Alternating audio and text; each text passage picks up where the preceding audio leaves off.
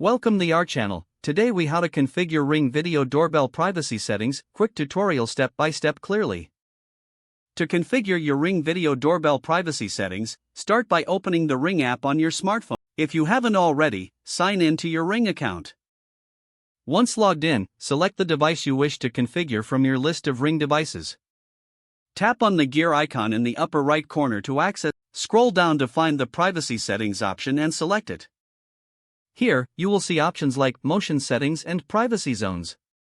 To manage motion detection, tap on Next, return to the main privacy settings and select Privacy Zones.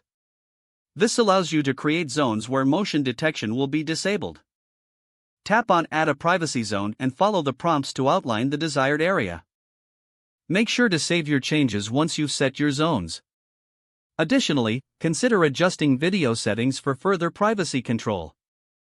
Here you can manage things like video recording length and who can view your footage.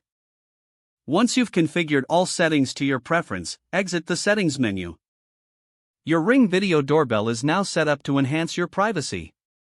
If the page does not load, refresh the browser or try again in a private or incognito window.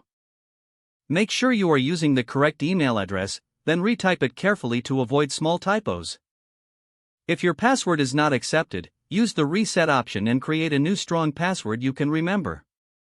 Check your spam folder for verification or security emails, then complete any requested confirmation steps. Enable two-factor authentication if available to improve account security and reduce unauthorized access risk. After signing in, review your profile details so your contact information and settings are accurate and current. If you see an error message, note it down and try again after restarting your device and internet connection. Log out when you finish, especially on shared devices, to keep your account and payment information secure. If the page does not load, refresh the browser or try again in a private or incognito window. Make sure you are using the correct email address, then retype it carefully to avoid small typos. If your password is not accepted, use the reset option and create a new strong password you can remember.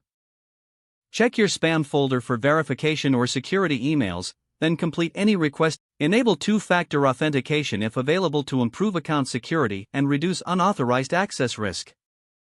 After signing in, review your profile details so your contact information and settings are accurate and current.